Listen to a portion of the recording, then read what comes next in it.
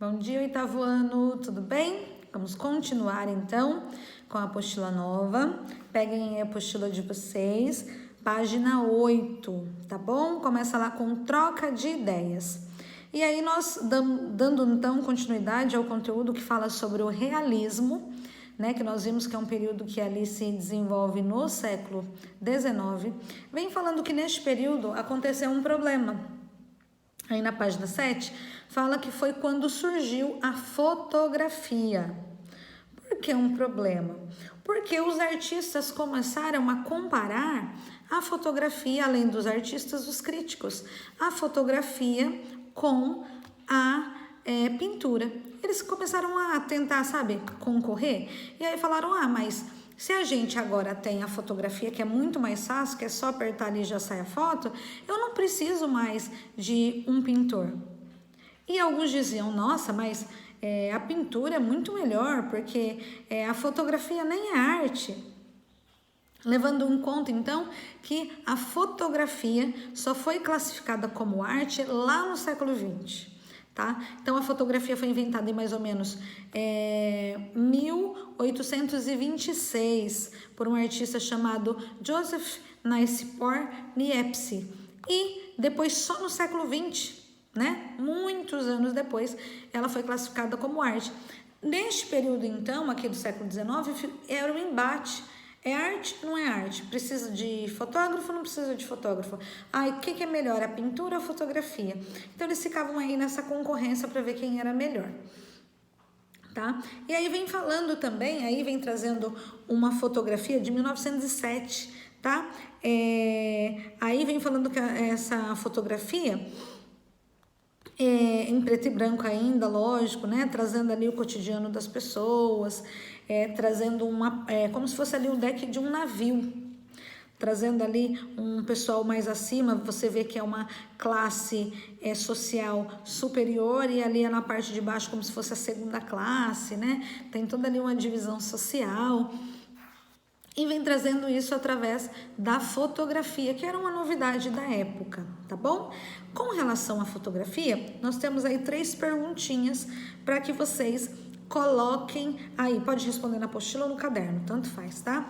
Então fala assim, se com o auxílio de uma máquina as imagens do mundo podem ser reproduzidas com maior fidelidade, por que um pintor deveria tentar fazer o mesmo que um fotógrafo? Coloca aí na sua opinião. Por que o fotógrafo e o artista ali, o pintor tinha que tentar fazer a mesma coisa?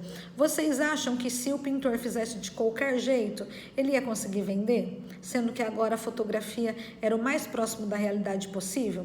Será que aquele artista que não tinha boas técnicas, ele conseguiria ali vender agora suas obras? Tá? Então, pensa aí um pouquinho e responde a número 1. A número 2 diz assim, existem coisas que só uma pintura pode mostrar? O que você acha? Só a pintura pode mostrar? Opinião sua, tá? E depois, e o que só uma foto é capaz de mostrar? Eu quero que vocês coloquem aí a opinião de vocês, tá bom? Nessas 2 perguntas. E agora, vem falando sobre a nossa realidade, vem trazendo uma artista do nosso período que se chama ali Raul Zito. E vem fazendo até uma comparação com o Gustave Courbet. Lembra do artista francês que a gente falou na aula passada? Que ele é um dos maiores representantes, um dos mais conhecidos do período realista. E agora vem falando um pouquinho do Gustave Courbet e do Raul Zito. Vem falando assim, foto e pintura sem rivalidade. Antigamente, lá no século XIX, o povo estava brigando para ver o que era arte e o que não era. O Gustave Courbet, lá do período, olha só como ele era um artista visionário. Ele era lá do período realista e o Gustave Courbet, quando surgiu a fotografia, lá em 1826, o Gustave Courbet falou, opa, isso daí é um jeito, é um recurso para eu utilizar que as minhas pinturas podem ajudar nas minhas pinturas. E aí, o que o Gustave Courbet fez? Começou a tirar foto e começou a utilizar ali como se fosse um esboço. Ao invés da pessoa que ele fosse pintar ficasse lá um tempão parado para ele pintar, o que ele fazia? Tirava a foto e utilizava ali como um esboço. tá? Se você for pegar hoje, por exemplo, e você for desenhar, pegar e falar, fica parado ali, João, que eu vou te desenhar. E desenhar o João olhando para ele é muito mais difícil do que se você pegar uma fotografia olhando e desenhando. Porque ali o João, quando ele está ao vivo, ele é uma figura tridimensional que você tem que passar por uma imagem bidimensional. Agora a foto ela já é bidimensional. Então quando você vai passar para o papel tá mais fácil, porque é o bidimensional para o bidimensional, né?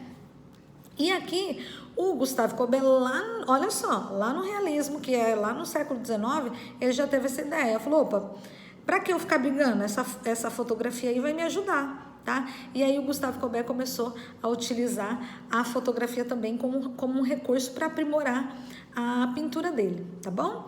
Depois vem falando aqui, na página 7 também, sobre o Raulzito, né? Raulzito, não Raulzito tudo junto. Sobre o Raulzito. E vem falando que esse Raul, ele utiliza esse recurso da fotografia, só que ele mistura a fotografia com a pintura. Como assim? Então, por exemplo, ele pega lá uma parte da fotografia, pensa aí, pega uma foto sua, tá? É só para pensar, não é para fazer, viu? Quando você pega ali uma foto sua, você recorta só você, e aí ao redor você desenha as coisas. O Raul, ele utiliza dessa técnica. O que ele faz? Ó, vamos lá para a página 8, que tem 2 exemplos de obras dele, tá? Então o que ele faz? Ó, primeiro tem lá, ó, na série Carne, o artista propõe uma reflexão sobre, olha lá, a relação das pessoas com a carne, percebida por ele como símbolo de consumo e de voracidade. Então tá vendo ali, ó, uma menininha com um prato ali perto do alimento, só que olha só, a parte da mulher que está mexendo nas panelas e o alimento é fotografia.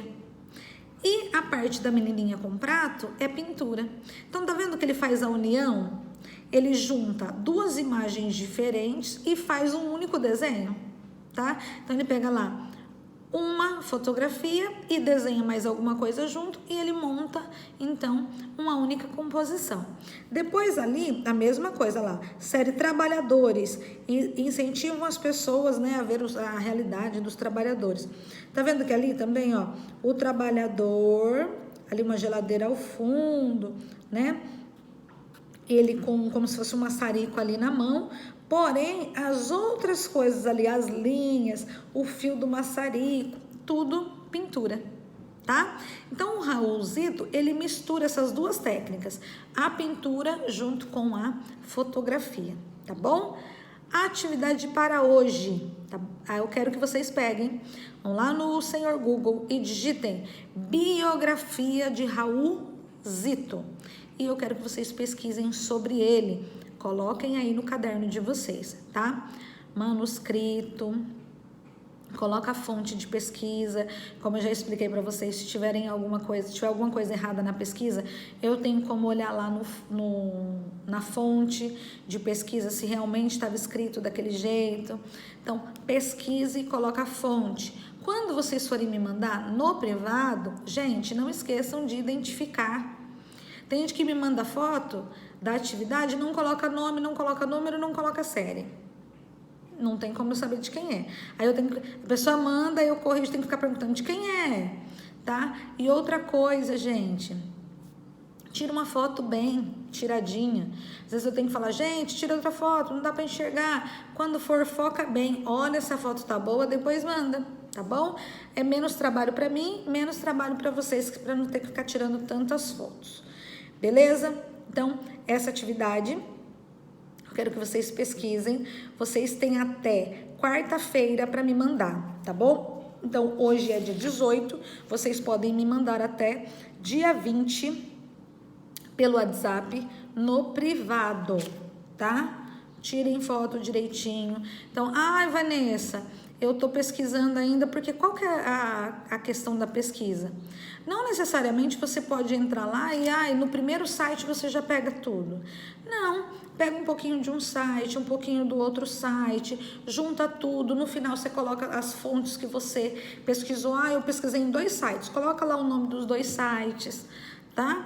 Pesquisa isso. Então não precisa você ter tanta pressa de você pegar e já assistir, já ler e já escrever ali qualquer coisa, tá? Presta atenção, é pesquisa, é para que vocês aprendam, tá? Então, eu quero que vocês comecem a pesquisa, leiam com atenção.